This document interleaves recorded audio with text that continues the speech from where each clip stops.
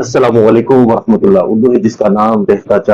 چاند میں آپ کو خوش آمدید۔ میں آپ کا میزبان اور شاعر چاند علی کو ناظرین، آج ہمارے درمیان اردو ادب کی وہ شخصیت ہے، بلکہ میں یہاں سے بات شروع کروں گا کہ 150 سال پہلے ایک خان آگرہ سے چلا اور دہلی میں پہنچا، اور اس خان کا پورا نام مرزا اسد اللہ خان غالب، اور اس صدی کے ایک خان موجود شاہ جہاں پور سے آئے کراچی میں، اور وہ ادب میں آنے کے بعد پھر ادب کی ایک ایسی رونق بنی کہ اس رونق کے حیات کو اگر ادب سے جدا کر دیا جائے تو اردو ادب کی رونق ہی ختم ہو جاتی ہے۔ تو ایسی شخصیت ہمارے درمیان ہے، شمع اردو ادب کی رونق، جناب عزت مآب رونق حیات صاحب ہمارے درمیان موجود ہیں، کیونکہ میں نے دیکھا ہے کہ خانوں نے شاعری بہت اچھی کی ماضی میں، اور اس کی دلیل جو ہے مرزا اسد اللہ غالب صاحب ہے، جو آج کے دور میں بھی ایک میرے دائیں جانب خان ہے، ایک بائیں جانب خان ہے، تو خان آج بھی چھائے ہوئے ہیں، کوئی آگرہ کا ہے تو کوئی شاہ جہاں پور کا ہے اور کوئی کہاں کا ہے، خان ہی چھائے ہوئے ہیں۔ تو رونق بھائی سے میں یہ عرض کروں گا، بلکہ رونق بھائی کا کوئی تعارف میں کیا کرواؤں، وہ خود ایک اپنا تعارف ہے، نیاز مندان کراچی کے وہ گمنام قلمکاروں کی وہ ایک آواز ہے، مددگار ہے، کیا کیا الفاظ ہیں میرے پاس ہے نہیں، میری بساط ہی نہیں اتنی کہ میں ان کے کچھ ایسے الفاظ پیش کر سکوں، وہ باقی اپنے متعلق وہ خود ہی بیان فرمائیں گے، کچھ گفتگو فرمائیں گے، پھر ہم ان سے کلام سنیں۔ سوال یہ عرض کر رہا ہوں کہ ماشاء اللہ کہ وقت بہت قلیل ہے، تو میں یہ جاننا چاہ رہا ہوں کہ میں ایک ایسا سوال کر رہا ہوں، یہ ذرا تیکھا قسم کا سوال ہے کہ رونق بھائی، میں نے یہ دیکھا کراچی کے منظر نامے پہ آپ نے ایسے ایسے گمنام شاعروں کو نام دلایا، آپ اس کا توسط بنے، لیکن پھر ایسا کیا ہوتا ہے، ایسی محبت کیا آپ دیتے ہیں، یا ایسا کیا اس کو عزت فراہم کرتے ہیں، یا کیا کہ وہ پھر بھول جاتا ہے، وہ ہوا میں اڑنے لگ جاتا ہے، وہ بھول جاتا ہے کہ اس کی بنیاد کون تھی کیا تھی، کس وجہ سے وہ اس مقام تک پہنچا، اس کے بارے میں کچھ تھوڑی سی اب بات یہ ہے کہ جب ہندوستان میں یہ تخت آغاز ہوا اور شاعری جو تھی وہ دربار سے نکل کر فٹ پاتھ پہ اور باہر آ گئی، ڈیوریوں میں آ گئی، تو شاعری چونکہ اشرافیہ جو ہے، اشرافیہ کا شغل تھا شاعری کا۔ جی جی، اس کے بعد یہاں دلی میں جب یہ باہر شاعری آ گئی تو وہاں جتنے بھی اعلیٰ نسل لوگ تھے وہ تو معطوف قرار پائے انگریزوں کے ہاتھوں، کم نسب لوگ تھے ان کو اپنی ذہنی بسط کا ذریعہ شاعری نظر آئی، اور ان کو اندر ایک احساس محرومی بھی تھا کہ کبھی شاعری کو دربار سے باہر نہیں آنے دیا۔ تو اب یہ ہے کہ ہندوستان سے یہاں تک بہت ہی اعلیٰ وصف اعلیٰ نسل لوگوں نے بھی شاعری کی ہے، لیکن پاکستان میں ہم جو زیادہ تر دیکھتے ہیں وہ کوئی اچھی اور صاف کے لوگ شاعری نہیں کر رہے ہیں۔ تو یقیناً بڑے نفیس انداز سے بیان کیا آپ نے۔ میں جو بھی عمل کرتا ہوں تو مجھے حضرت علی کا قول یاد آتا ہے کہ جس کے ساتھ بھلائی کرو اس کے شر سے بچو، لیکن میں ان کے شر سے بچ نہیں پاتا۔ یہی بالکل یہ میرا سوال مسئلہ یہ ہے کہ میرے یہاں پر جن لوگوں کو بھی منظر عام پر لے کر آیا ہوں، ابھی جو منظر عام میں نظر آ رہا ہے اس میں کئی لوگ ایسے ہیں جن کو میں نے یہ ادب کا اسٹیج فراہم کیا، اور بالکل صحیح بات کر رہا ہوں، اس پر کہیں پر بھی مجھ سے آ کر بات کر لیں اور مناظرہ کر لیں۔ یہاں پر کافی لوگ ایسے ہیں جن کی کوئی شعری تربیت نہیں ہے، جو لفظ سمجھتا تو کیا لفظ کا استعمال بھی نہیں جانتے ہیں، وہ حروف سے آگاہ لوگ نہیں ہیں، ان کو شعور قافیہ نہیں ہے، ان کو شاعری کے محاسن اور معارف کا کوئی علم نہیں ہے، بس ایک بھیڑ چال ہے چلی جا رہی ہے، ڈھول پیٹے جا رہے ہیں، اپنا کوئی اپنی دفلی پیٹ رہا ہے، کوئی اپنا ڈھول پیٹ رہا ہے، یہ اس طرح سے یہ سلسلہ جاری ہے. یہ کہ ہمارا جو پاکستان کا ادبی سماج بنا اس میں مجھ سے پہلے کی نسل تک بہت پڑھے لکھے اور بہت صاحبان فرد، صاحبان دانش و بینش اور بہت صاحبان ہنر قاطع کلام شعراء کرام تھے. اور صرف شعراء کرام کی بات نہیں ہے، ناقدین موجود تھے، محققین موجود تھے، تجزیہ جائزہ نگار موجود تھے اور بہترین سامع بھی موجود تھے. یہ بڑے اعلیٰ کلاس کے سامعین ہوا کرتے تھے. اب یہاں پر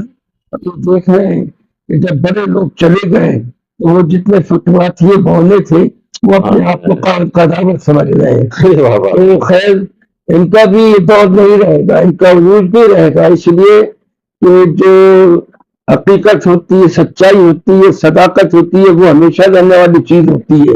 اور یہ فعلی معاملات وقتی طور پر ابھرتے ہیں. یہ جو آپ کتاب لکھ رہے ہیں ادبی بہروپی ہے جی، اس کا مرکزی خیال کیا ہے؟ اس کا مرکزی خیال یہ ہے کہ یہی جو میں نے ابھی گفتگو فرمائی ہے اسی کے پس منظر میں میں یہ جو لکھ رہا ہوں ادبی بہروپی کہ وہ لوگ جو اندرون سے جن کا باطن جو ہے وہ شاعری کا باطن نہیں ہے، وہ شعر کرنا نہیں جانتے، لیکن انہوں نے اس طرح کا اپنایا رکھا ہے. کچھ اس میں لوگ جو ہے وہ پیسے لے کر آ گئے، وہ کہتے ہیں کہ بھائی یہ پیسے لے لو اور ہمیں اپنی مسجد پہ بٹھا دو. یہاں مسجد فروش موجود ہیں، ہمارے ادبی منظر نامے پر مسجد فروش موجود ہے، مسجد فروخت ہوتی ہے. تو اس طرح سے وہ لوگ جو ادبی بہروپی ہے وہ مسجد پہ قابض ہو جاتے ہیں. ہمارے وہ آ جاتے ہیں سردیوں میں سوٹ لٹکائی لگا کر اور وہ بیٹھ جاتے ہیں. تو یہ ہے کہ وہ اپنے لیے انتخاب کرتے ہیں، شہروں کا انتخاب کرتے ہیں، گاؤں دیہات کا انتخاب کرتے ہیں، وہاں اپنے ٹاؤنس کے ذریعے جا کر اور اپنی مصنوعی شہرت بتاتے ہیں. تو اس میں یہ ہے کہ میں آپ سے عرض کر دوں کہ ہماری تنظیم یا گلبن کراچی نے بالکل اس کا بالکل کلیئر کٹ یہ فیصلہ کیا ہے کہ ہم ان کو بے نقاب کریں گے ادبی بہروپیوں کو. ایک ایسے شخص کو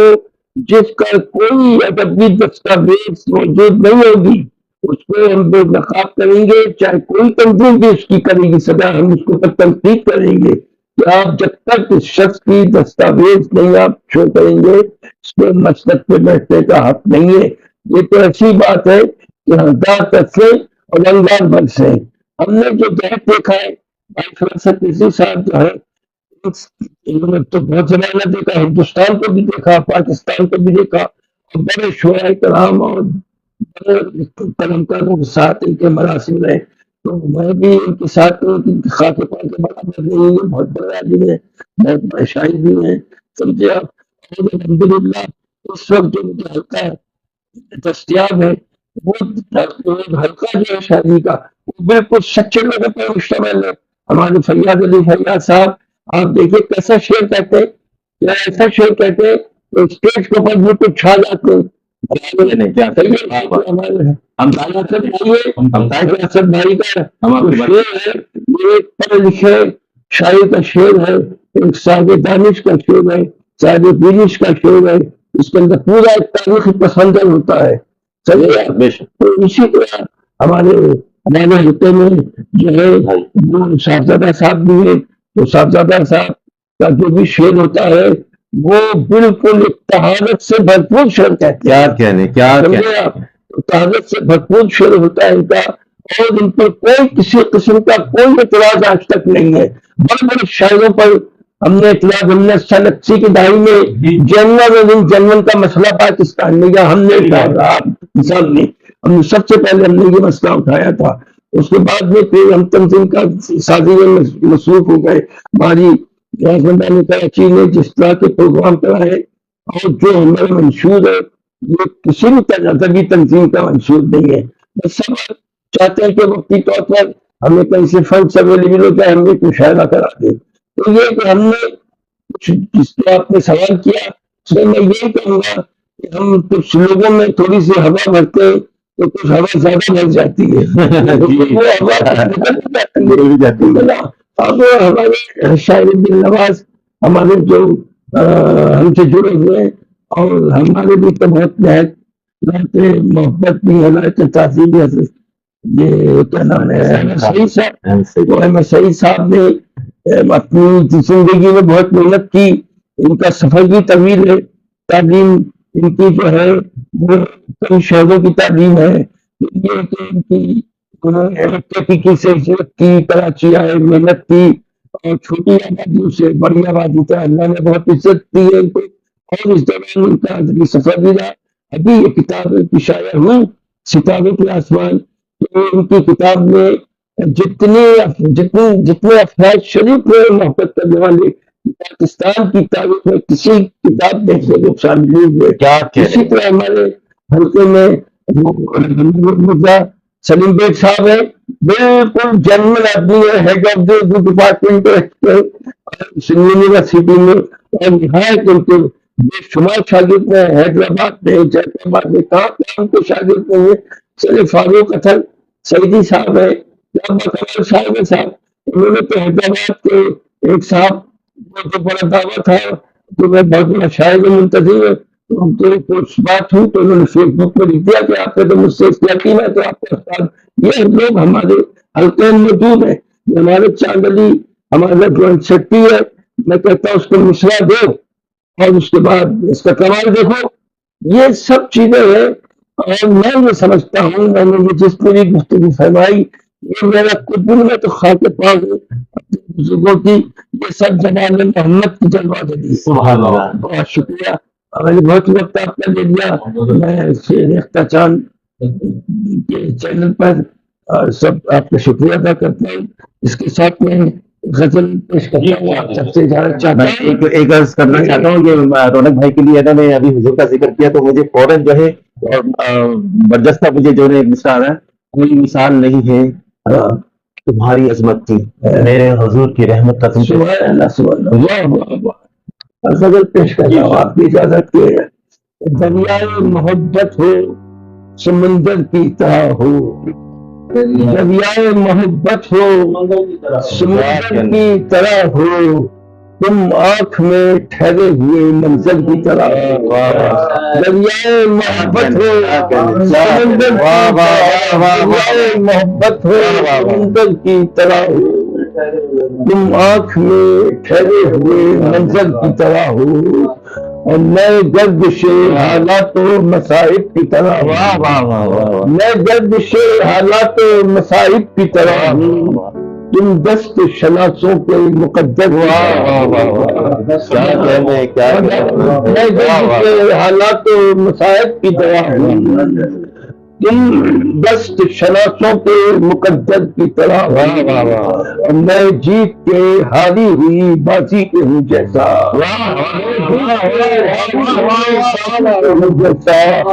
تم ہار کے جیتے ہوئے لشکر کی طرح ہوں، میں جیت کے ہاری ہوئی بازی کے ہوں جیسا، تم جہاد کے جیتے ہوئے لشکر کی طرح ہوں، میں ڈوبتی کشتی کا مسافر ہوں مگر تم، میں ڈوبتی کشتی کا مسافر ہوں مگر تم کشتی کو سنبھالے ہوئے لنگر کی طرح، کشتی کو سنبھالے ہوئے لنگر کی طرح ہوں، اور میں خاک ہوں تقدیر کے بے رحم ستون پر، میں خاک ہوں تقدیر کے بے رحم ستون پر، تم دست مقدر میں سکندر کی طرح تقدیر کے بے رحم ستون پر، تم دست مقدر میں سکندر، میں خواب کی دہلیز پہ ٹوٹا ہوا تارا، میں خواب کی دہلیز پہ ٹوٹا ہوا تارا، تم خواب کے تعبیر کے اختر کی طرح، تم خواب کے تعبیر کے اختر ہو، اور میں شاخ تمازت ہوں تلکتی ہوئی شب ہوں، تلکتی ہوئی شب ہوں، تم سایہ ساتھ پیغمبر کی طرح،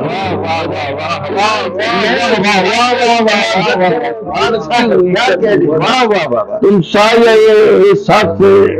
پیغمبر کی طرح ہو،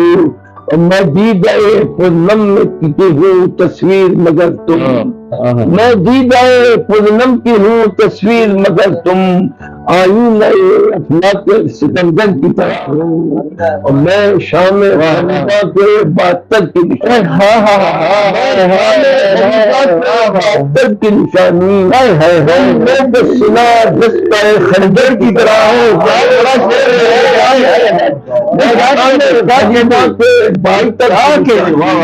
کیا کہتے ہیں تموں پہ سلا دستہ خنجر کی طرح، خوش ہو جائے گی. میں خاک تحت خاک تحت خاک تحت میں خاک تحت خاک تحت خاک تحت خاک،